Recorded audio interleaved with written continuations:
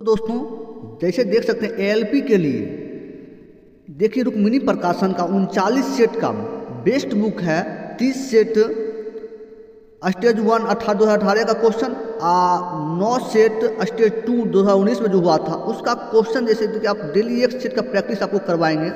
तो जैसे कि आप लोग देख सकते हैं, देखिए क्वेश्चन आप लोग जैसे देख सकते हैं क्वेश्चन जो है 9/8/2018 का शिफ्ट 1 का क्वेश्चन। तो जैसे कि आप लोग को डेली एक सेट प्रैक्टिस करवाएंगे। तो जैसे कि आप लोग देख सकते हैं क्वेश्चन में क्या कहा गया वो पहले आप लोग देख लीजिए। क्वेश्चन में देखिए क्या कहा गया वो अब देख लीजिए। जैसे कि क्वेश्चन देखिए 1 नंबर क्वेश्चन में क्या कहा गया, रिक्त स्थानों में सबसे उपयुक्त विकल्प भरें। तो जैसे क्वेश्चन का वे पौधे जिनमें पौधे के विभिन्न भाग में उपस्थित नहीं होते हैं वो डैश समूह से संबंधित है। तो बताइए ऑप्शन 4 में से इसका ऑप्शन क्या हो जाएगा। तो इसका ऑप्शन देखिए क्या हो जाएगा ये बताइए। एक का आंसर क्या हो जाएगा, एक का हो जाएगा ऑप्शन बी हो जाएगा थाइलोफाइटा। क्या हो जाएगा थाइलोफाइटा। अब इसका देखिए विशेष पूरा देखिए क्वेश्चन को,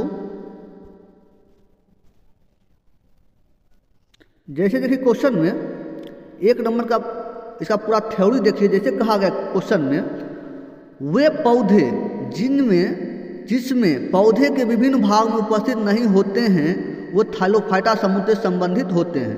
तो इसमें देखिए थाइलोफाइटा वर्ग में शैवाल, कवक तथा जीवाणु मुख्य रूप से आते हैं। उसके बाद देखिए शैवाल पादप जगत के सबसे सरल जलीय पौधा है। उसके बाद शैवाल का अध्ययन फाइकोलॉजी कहलाता है। बर्फ पर उगने वाला शैवाल क्रिप्टोफाइटस है। उसके बाद चट्टानों पर उगने वाला शैवाल लिथोफाइटस है। उसके बाद थाइलोफाइटा में संवहनीय उत्तक नहीं पाया जाता है। टेरियोडोफाइटा अपुष्पित पादपों का समूह है। उसके बाद चलिए देखिए क्वेश्चन 2 नंबर। देखिए 2 नंबर क्वेश्चन में कहा गया 2 नंबर क्वेश्चन में कहा गया मेंडलीफ की आवर्त सारणी में तत्वों के गुणों को उनके डैश का आवधिक स्वभाव माना जाता है। तो बताइए इसका आंसर 2 का आंसर क्या हो जाएगा। 2 का आंसर क्या हो जाएगा, कमेंट में जरूर क्वेश्चन आंसर बताइए क्या हो जाएगा। 2 का हो जाएगा ऑप्शन बी इसका आंसर हो जाएगा परमाणु द्रव्यमान। क्या हो जाएगा परमाणु द्रव्यमान। उसके बाद देखिए क्वेश्चन इसका थ्योरी, जैसे देखिए 2 नंबर का देखिए थ्योरी क्या कहा गया, मेंडलीफ की आवर्त सारणी में तत्वों के गुणों उनके परमाणु द्रव्यमान का आवर्धिक स्वभाव माना जाता है। मेंडलीफ रूस के रसायन शास्त्री थे। उसके बाद देखिए उन्होंने परमाणु द्रव्यमान को पदार्थ का मूल गुण माना था। उसके बाद क्वेश्चन मोसले ने आधुनिक आवर्त सारणी का नियम 1913 ईस्वी में दिया। उसके बाद देखिए मोसले ने परमाणु संख्या को आवर्त सारणी का आधार बनाया था। उसके बाद चलिए आगे क्वेश्चन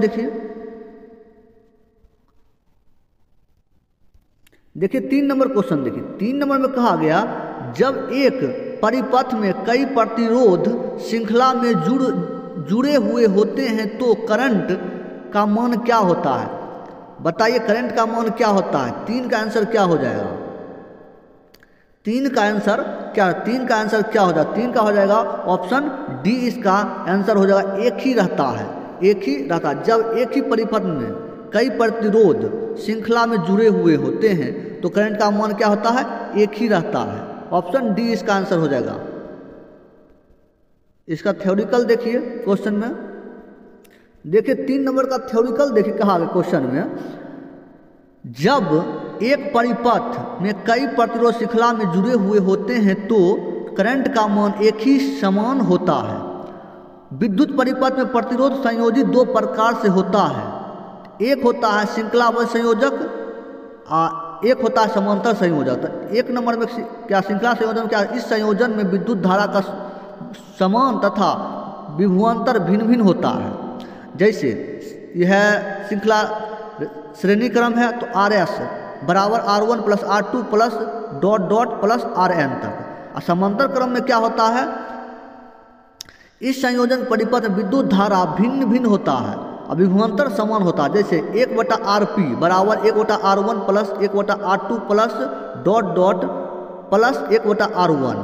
तो इसमें देखिए N समान प्रतिरोध के का समांतर संयोजन एवं श्रेणीबद्ध Rn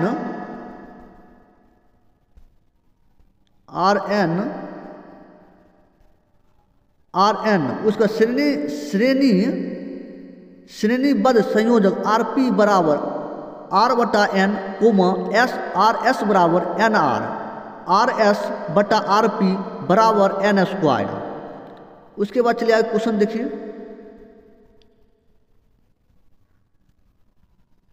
उसके बाद देखिए 4 नंबर क्वेश्चन।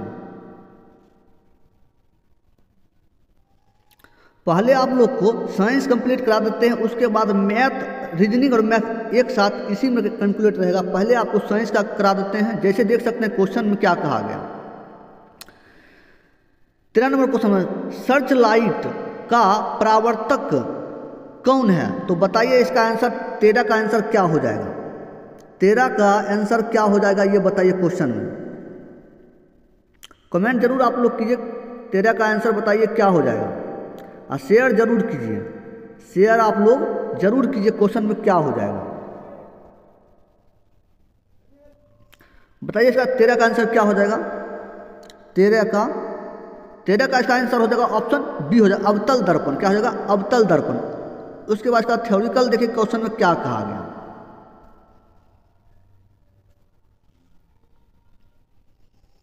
तेरह नंबर थ्योरिकल इसका देखिए कहा गया सर्च लाइट का परावर्तक अवतल दर्पण है। अवतल दर्पण को आभासी दर्पण भी कहा जाता है क्योंकि यह अनंत से आने वाली किरणों की सिकुड़ता है। उसके बाद अवतल दर्पण का उपयोग निम्न है: गाड़ी के हेडलाइट में, उसके बाद बड़ी फोकस दूरी वाला अवतल दर्पण दाढ़ी बनाने में, उसके बाद आँख, नाक, कान और डॉक्टर द्वारा उपयोग में, उसके बाद सोलर कुकर आदि में इसका अवतल दर्पण का उपयोग होता है। उसके बाद देखिए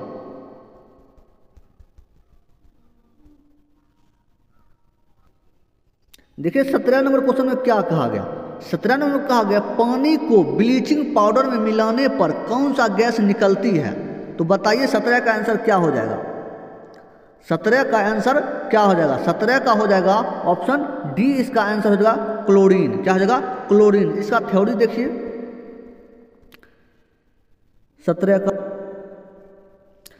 का थ्योरी देखिए क्या कहा गया। पानी को ब्लीचिंग पाउडर में मिलाने पर क्लोरीन गैस निकलती है। क्लोरीन का प्रयोग, तो प्रयोग देखिए क्या क्या है। विरंजक के रूप में सूती कपड़ों, कागज आदि रंग उड़ाने में। उसके बाद 2 नंबर में रोगाणुनाशक के रूप में पेयजल में उपस्थित रोगाणु को क्लोरीन द्वारा नष्ट किया जाता है। उसके बाद 3 नंबर में देखिए क्या होगा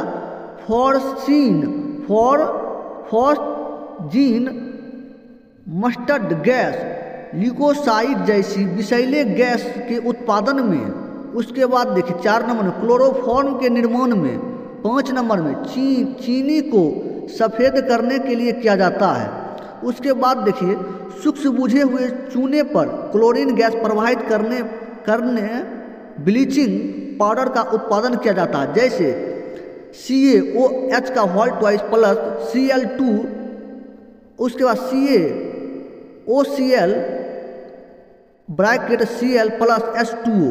तो इसमें उसके बाद क्वेश्चन में क्या कहा गया आगे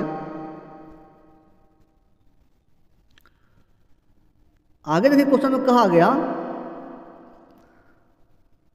क्लोरीन युक्त पानी में क्लोरीन अवशिष्ट की मात्रा का प्रायोगिक रूप से निम्नलिखित परीक्षण द्वारा निर्धारित किया जा सकता है।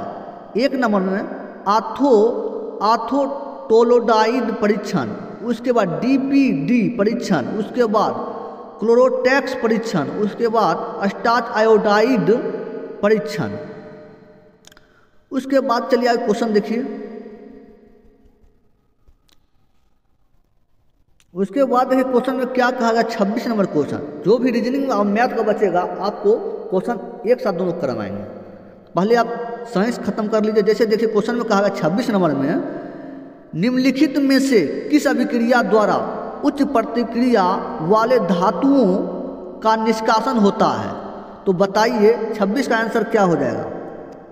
26 का आंसर ऑप्शन बी इसका आंसर हो जाएगा, इलेक्ट्रोलिसिस। इसका आंसर ऑप्शन बी हो जाएगा। इसका आंसर ऑप्शन बी इसका। इसके बाद इसका थ्योरिकल देखिए क्या क्वेश्चन में कहा गया। देखिए 26 का क्वेश्चन में क्या कहा गया, थ्योरिकल देखिए इसका। इलेक्ट्रोलिसिस अभिक्रिया द्वारा उच्च प्रतिक्रिया वाले धातुओं का निष्कासन होता है। उसके बाद देखिए, उसके बाद खनिज से अयस्क का एवं अयस्क से शुद्ध धातु प्राप्त करने की क्रिया को धातु कर्म कहते हैं। उसके बाद अयस्क से गैंग या अधात्री को अलग करने को सांद्रक कहते हैं। उसके बाद निस्तापन के अंतर्गत संदिग्ध अयस्क को उनके गलनांक के नीचे हवा की अनुपस्थिति में गर्म करते हैं। उसके बाद देखिए, अधिक घनत्व वाले अयस्क का सांद्र गुरुत्वाकर्षण विधि द्वारा किया जाता है। उसके बाद देखिए क्वेश्चन इसका आगे देखिए। उसके बाद कहा अयस्क सल्फाइड अयस्कों का सांद्र फेन उत्पादन विधि द्वारा किया जाता है। इस विधि से copper, pyrite, galena, silver, glass, zinc, black आदि।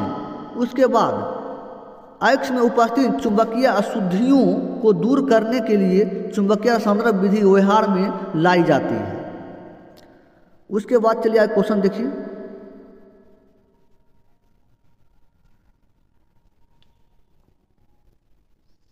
बताइए 31 नंबर का आंसर क्या हो जाएगा? कहा गया चिंतावन उपन्यास हाफ ऑफ व्हाट आई से के लेखक कौन है? बताइए इसका आंसर क्या हो जाएगा? इसका आंसर बताइए क्या हो जाएगा? 31 का। 31 का हो जाएगा ऑप्शन बी हो जाएगा, अनिल मेनन। इसका आंसर ऑप्शन बी हो जाएगा। उसके बाद इसका थ्योरिकल देखिए। इकतीस में चिंतावन उपन्यास हाफ ऑफ व्हाट आई से के लेखक अनिल मेनन है। इनका पुस्तक 1 नंबर में इंडिया भारत और Pakistan the constitutional journey of sandwich civilisation. इनका लेखक है जे साई दीपक। उसके बाद अनवांटेड, इनका लेखक कौन है? अभयानंद। उसके बाद 3 द हीरो ऑफ टाइगर हिल, इनका लेखक कैप्टन योगेंद्र सिंह यादव। उसके बाद देखिए आगे क्वेश्चन। आगे क्वेश्चन में कहा गया 4 नंबर में शिवाजी इंडियाज गेट वायरर किंग, इनका लेखक है वैभव पुरेंद्रे। उसके बाद Nehru and the spirit of India, इनका लेखक है मानस फिराक भट्टाचार्य सिंह जी। उसके बाद 6 नंबर टॉम ऑफ सैंड, इनका लेखक है गीतांजलि श्री। उसके बाद देखिए क्वेश्चन 33 नंबर क्वेश्चन देखिए। 33 नंबर कहा गया निम्नलिखित में से किस उत्पादक के मूल्य में वृद्धि होने के परिणाम स्वरूप कई उत्पाद में मूल्यों में वृद्धि होगी, जिसका परिणाम मुद्रास्फीति होगा? तो बताइए इसका आंसर 33 का आंसर क्या हो जाएगा? 33 का आंसर हो जाएगा ऑप्शन ए, इसका आंसर पेट्रोलियम। क्या हो जाएगा? पेट्रोलियम। कहा गया क्वेश्चन में निम्नलिखित में से किस उत्पादक के मूल्य में वृद्धि होने के परिणाम स्वरूप कई उत्पादों के मूल्य में वृद्धि होगी, जिसका परिणाम मुद्रास्फीति होगा? तो इसका आंसर हो जाएगा पेट्रोलियम, ऑप्शन ए आंसर। इसका थ्योरी देखिए क्वेश्चन में क्या कहा गया। जैसे कि देखिए 33 नंबर का थ्योरी कहा गया पेट्रोलियम उत्पादन के मूल्य में वृद्धि होने का परिणाम स्वरूप कई उत्पादनों के मूल्य में वृद्धि होगी, जिसका मुद्रास्फीति होगा। तो कहा गया मुद्रास्फीति का अर्थ है मुद्रा का मूल्य घट जाना, वस्तु का मूल्य बढ़ जाना। उसके बाद मुद्रास्फीति का मुख्य कारण है बाजार की तरलता का बढ़ना। उसका मुद्रास्फीति को रोकने का कारगर उपाय साख को संकुचित करना। साख संकुचित में बाजार में तरलता में कमी आएगा। एक सीमा पर मुद्रास्फीति उद्योग व्यापार को प्रोत्साहन देता है। उसका मंदी का मुख्य कारण है क्रय शक्ति का अभाव। कैसा? क्रय शक्ति का अभाव होता है। उसके बाद देखिए आगे क्वेश्चन 34 नंबर क्वेश्चन में कहा गया अलैंगिक प्रजनन लैंगिक प्रजनन से भिन्न है। अलैंगिक प्रजनन में डैश है, क्या है बताइए इसका आंसर। 34 का आंसर क्या हो जाएगा? 34 का आंसर हो जाएगा ऑप्शन सी। इसका नए जीव जनन माता पिता के समान होता है। इसका ऑप्शन 34 का सी हो जाएगा। उसके बाद इसका थ्योरिकल देखिए 34 का क्या हो जाएगा। 34 का देखिए थ्योरी क्या कहा गया, अलैंगिक प्रजनन लैंगिक प्रजनन से भिन्न है। अलैंगिक प्रजनन में नए जीव जनन माता पिता के समान होते हैं। उसके बाद एक क्वेश्चन में कहा गया अलैंगिक जनन की विशेषता निम्न है। तो अलैंगिक जनन में क्या होता है, इसमें सिर्फ एक जनक भाग लेता है। इसमें एक जनक भाग लेता है। दूसरा में इस प्रकार के जनन निम्न अकेशकुरी एवं निम्न कॉडेट में पाया जाता है। 3 नंबर में यह सरल एवं तीव्र गति से होने वाला जनन है। उसके बाद इसमें समसूत्री विभाजन होता है। इसमें क्या होता है, समसूत्री विभाजन अलैंगिक जनन में होता है, समसूत्री विभाजन।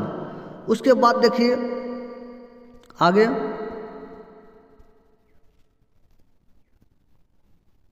उसके बाद कहा गया इसके द्वारा उत्पन्न संततित अनुवांशिक रूप से जनन के समान होता है। उसके बाद 6 नंबर में कहा इसमें युग्मक निर्माण एवं निषेचन का अभाव होता है।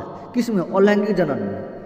उसके बाद देखिए लैंगिक जनन में क्या होता है, लैंगिक जनन में होता है उसका विशेष देखिए क्या कहा 1 नंबर में, इसमें 2 जनक नर तथा मादा का भाग लेता है।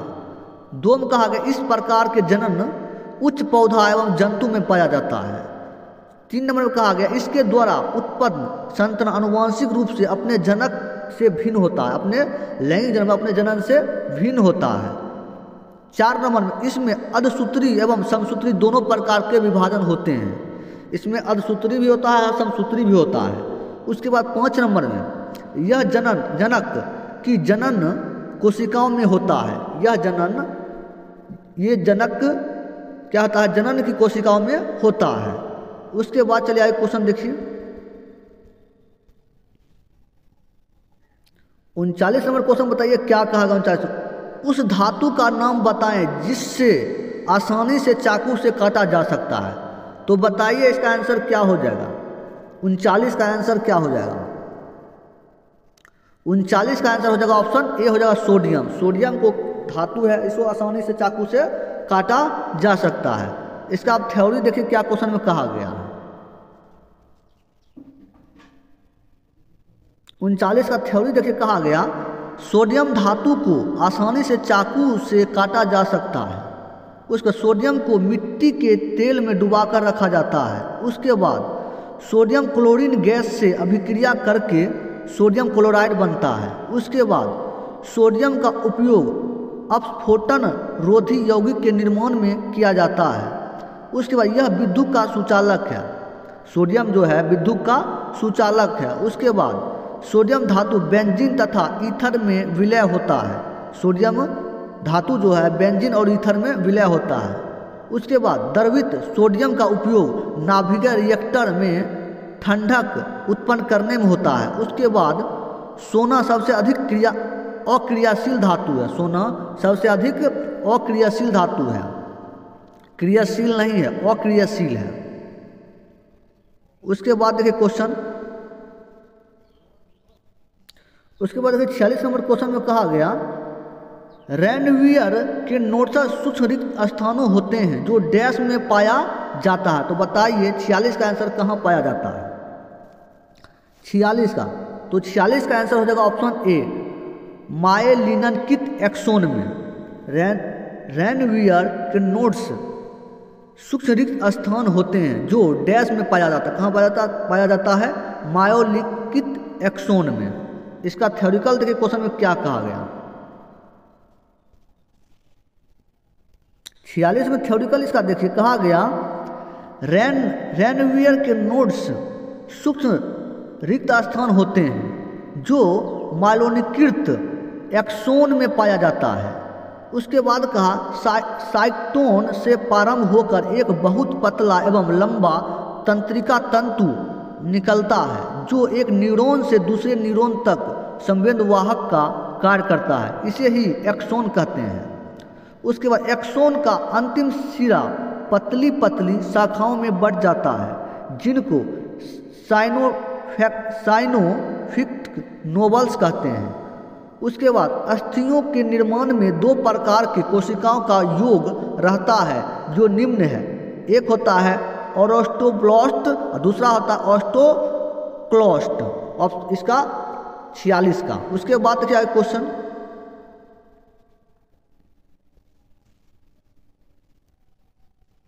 पचास नंबर क्वेश्चन देखिए, कहा गया इनमें से कौन सा एक सेप्रोटोफ है, बताइए। इसका आंसर 50 का आंसर क्या हो जाएगा? 50 का आंसर क्या हो जाएगा? इनमें से कौन सा एक सेप्रोटोफ है? ऑप्शन ए का कबूतर, बी का कुतुरमुत्ता, सी का पुरुष, डी का शैवाल। तो बताइए इसमें 50 में से का आंसर क्या हो जाएगा?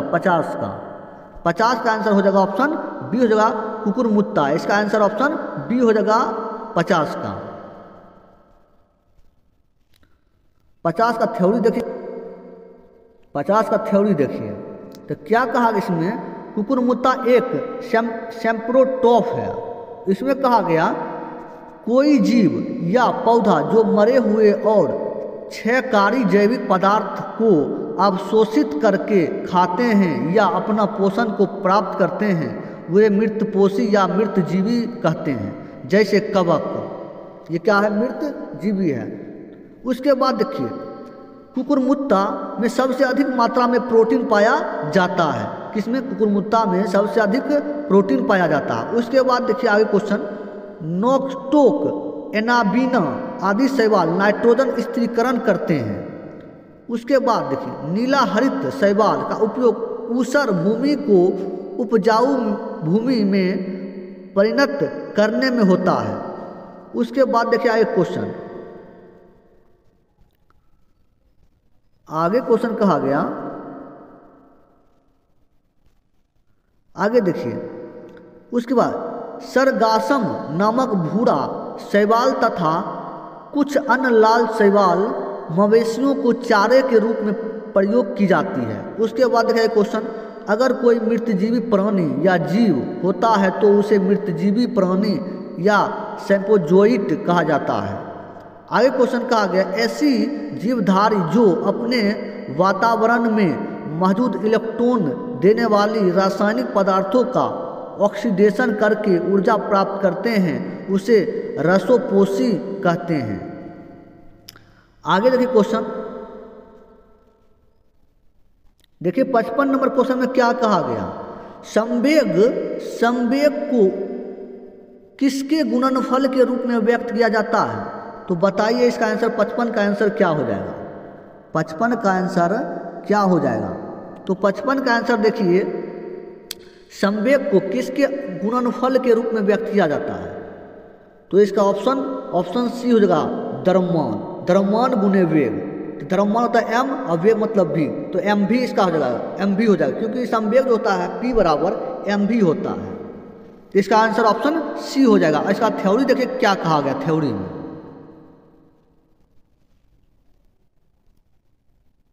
पचपन में देखिए थ्योरी से क्या कहा गया कहा गया संवेग को द्रव्यमान और वेग का गुणनफल के रूप में व्यक्त किया जाता है।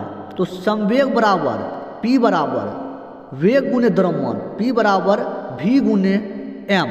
तो उसके बाद देखिए संवेग एक सदिश राशि है, संवेग एक क्या है? सदिश राशि है। उसके बाद कहा इसका SI मात्रक क्या होता है? इसका SI में kg गुने मीटर प्रति सेकंड होता है। उसके बाद जब कोई वस्तु पृथ्वी की ओर गिरती है तो उसका वेग बढ़ता जाता है जिसमें उसका संवेग भी बढ़ता है। उसके बाद बल, द्रव्यमान और त्वरण का गुणनफल होता है। उसके बाद देखिए बल और संवेग का संबंध F बराबर dP बटा dt होता है। उसके बाद चलिए आगे क्वेश्चन देखिए,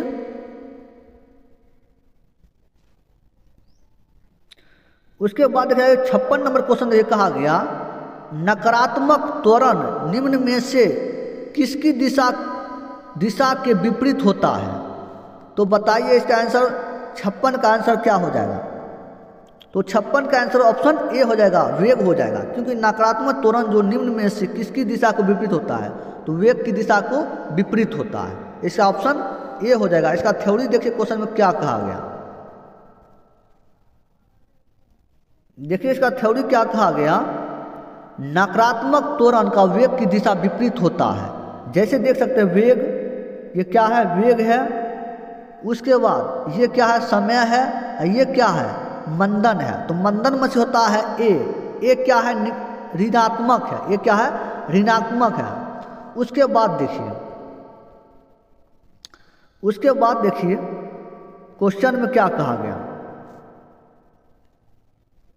उसके बाद देखिए, किसी वस्तु के वेग परिवर्तन की दर को उस वस्तु का त्वरण कहते हैं। तो त्वरण बराबर ए बराबर क्या होता है? v minus you by T होता है। उसके बाद देखिए इसका एसआई मात्रा मीटर प्रति वेग सेकेंड प्रति मीटर पर, इसका एसआई मात्रा का मीटर प्रति सेकेंड स्क्वायर होता है। उसके बाद यदि वस्तु वेग में बराबर समांतरालों को बराबर परावर्तन को रहा है तो उसका त्वरण एक समान कहलाता है। उसके बाद देखिए, यदि कोई वस्तु वेग का परिणाम समय के साथ बढ़ता रहता है तो वस्तु का त्वरण धनात्मक कहलाता है। उसके बाद देखिए यदि वेग का परिणाम घट रहा है तो त्वरण का ऋणात्मक मंदन कहते हैं। उसके बाद त्वरण एक सदिश राशि है। उसके बाद चले आए क्वेश्चन देखिए 57 नंबर क्वेश्चन देखिए क्या कहा गया, NH4 का होल ट्वाइस SO4 एक अणु में कितने परमाणु होते हैं? तो बताइए इसमें क्या इसका आंसर हो जाएगा 57 का। 57 का आंसर बताइए क्या हो जाएगा? 57 का आंसर बताइए क्या हो जाएगा? 57 का आंसर ऑप्शन बी हो जाएगा 15। तो कैसे 15 होगा वो देखिए आप। इसका थ्योरम देखिए किस प्रकार से होगा। जैसे कि आप देख सकते हैं 57 का NH4 का होल ट्वाइस SO4 के एक अणु में 15 परमाणु होते हैं। कितने होते हैं? 15 परमाणु होते हैं। अब देखिए उसके बाद किसी भी तत्व या पदार्थ की अति सूक्ष्मतम कण का मूल कण जो उस तत्व की रासायनिक अभिक्रिया में स्वतः रूप से भाग लेता है ठोस तत्व या पदार्थ का परमाणु कहलाता है। उसके बाद तत्व अथवा यौगिक का वह सूक्ष्मतम कण जो रासायनिक क्रिया में भाग न ले सके परंतु स्वतंत्र अवस्था में रह सकता है अणु कहलाता है। परमाणु जिन सूक्ष्म कणों से निर्मित होता है उन्हें मूल कण कहते हैं। उसके बाद देखिए क्वेश्चन,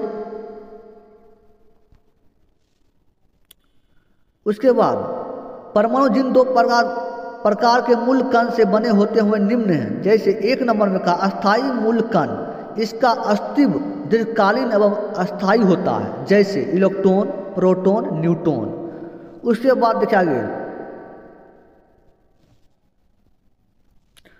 उसके बाद 2 नंबर क्वेश्चन देखिए, 2 नंबर का अस्थाई और अस्थाई मूल कण, इसका अस्तित्व परमाणु के अंदर या बाहर क्षरणित होता है। एग्जाम्पल में मेसोन कण, न्यूट्रोनो, प्रोटॉन, ये सब क्या होता है? अस्थाई मूल कण होते हैं। इनके परमाणु के अंदर बाहर क्षरणित होता है। उसके बाद चलिए आगे क्वेश्चन देखिए क्वेश्चन 59 नंबर क्वेश्चन, 1 किलोवाट घंटा बराबर क्या होता है? बताइए 59 का आंसर क्या हो जाएगा? 59 का आंसर ऑप्शन सी हो जाएगा। 3.6 गुने 10⁻6 जूल होता है 1 किलोवाट घंटा बराबर। इसका आंसर ऑप्शन सी हो जाएगा। अब कैसे होगा वो देखिए, इसका थ्योरी में देखिए कैसे होगा। थ्योरिकल इसका देखिए ऐसा थ्योरी देखिए, 1 किलोवाट घंटा बराबर 3.6 गुने 10⁻6 जूल। उसके बाद 1 किलोवाट घंटा बराबर 1000 वाट घंटा बराबर 1000 वाट गुने 1 घंटा। उसके बाद बराबर 1000 गुने 36 सेकेंड बराबर 3.6 गुने 10⁻6 वाट सेकेंड हो गया। 1 घंटा को सेकेंड में कन्वर्ट कर दिया तो हो गया 3600 सेकेंड हो गया। इसी प्रकार से क्वेश्चन सॉल्व हो गया। उसके बाद देखिए 1 वाट बराबर जूल प्रति सेकेंड, जूल प्रति सेकेंड होता है 1 वाट बराबर, या 1 न्यूटन मीटर प्रति सेकेंड होता है। और उसके बाद शक्ति का एसआई मात्रा क्या होता है? वाट होता है। शक्ति का एसआई मात्रा क्या होता है? वाट होता है। उसके बाद चलिए आगे क्वेश्चन देखिए। उसके बाद 60 नंबर क्वेश्चन कहा गया ऑक्टेट्स वर्गीकरण न्यूटन्स लॉ में निम्नलिखित में से कौन सा अंतिम तथ्य है? तो बताइए इसका आंसर क्या हो जाएगा? 60 का आंसर बताइए क्या हो जाएगा? 60 का ऑप्शन बी हो जाएगा थोरियम। क्या हो जाएगा? थोरियम इसका आंसर हो जाएगा। उसके बाद चलिए इसका देखिए थ्योरिकल क्या कहा गया। 60 में देखिए कहा गया ऑक्टेट्स वर्गीकरण के न्यूटन्स लॉ में थोरियम अंतिम तथ्य है। उसके बाद न्यूलैंड में अपनी ऑक्टेट्स का नियम का आधार पर उस समय तक ज्ञात तत्व 56 तत्वों को व्यवस्थित किया गया। उसके बाद न्यूलैंड के ऑक्टेव का नियम में जब तक तत्वों को उनके परमाणु द्रव्यमान को बढ़ते क्रम में व्यवस्थित किया जाता है तो हर 8वां तत्व में पहले तत्व के समान गुण होते हैं, पहले समान हो जाते हैं। जैसे सा रे गा मा पा धा नी सा हो जाता है 8वें ग्रुप के। उसके बाद देखिए न्यूलैंड के 8वें नियम केवल कैल्शियम तक के लिए प्रायोगिक तथ्य है। भारी तत्वों के लिए एक यह नियम प्रायोगिक नहीं था। अब चलिए आगे क्वेश्चन देखिए। उसके बाद देखिए आगे क्वेश्चन देखिए 61 नंबर कहा गया दी एसोसिएशन ऑफ स्मॉल बॉम्ब्स पुस्तक के लेखक कौन हैं जो वर्तमान में अंतर्राष्ट्रीय डबलिंग लिटरेरी अवार्ड के लिए चुने गए हैं? तो बताइए इसका आंसर 61 का क्या हो जाएगा? 61 का आंसर, तो 61 का आंसर हो जाएगा ऑप्शन ए। इसका आंसर हो जाएगा करण महाजन इसका आंसर ऑप्शन ए हो जाएगा 61 का। इसका थ्योरी देखिए क्या कहा गया। देखिए 61 में कहा गया दी एसोसिएशन ऑफ स्मॉल बॉम्ब्स पुस्तक के लेखक करण महाजन हैं। इनका प्रमुख पुस्तक उनके लेखक, तो जैसे कि आप देख सकते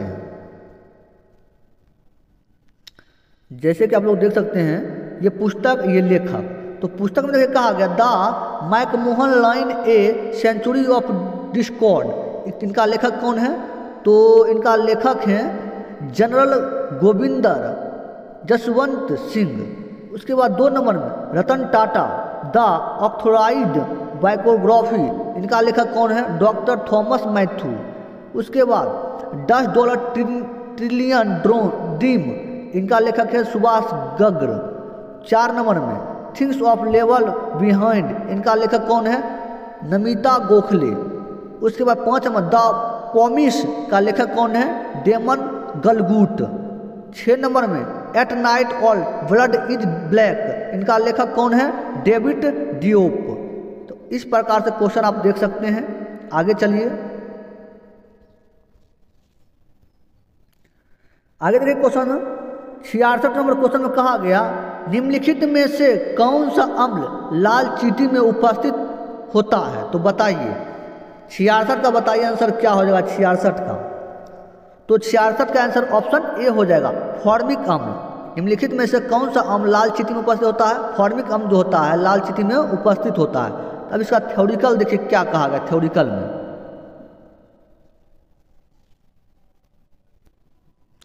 देखिए आगे क्वेश्चन 66 का देखिए थ्योरी। फॉर्मिक अम्ल लाल चींटी में उपस्थित होता है। उसके बाद फॉर्मिक अम्ल का IUPAC का नाम मैथोनोइक अम्ल है। नेटल का डंक मैथोनाइक अम्ल पाया जाता है।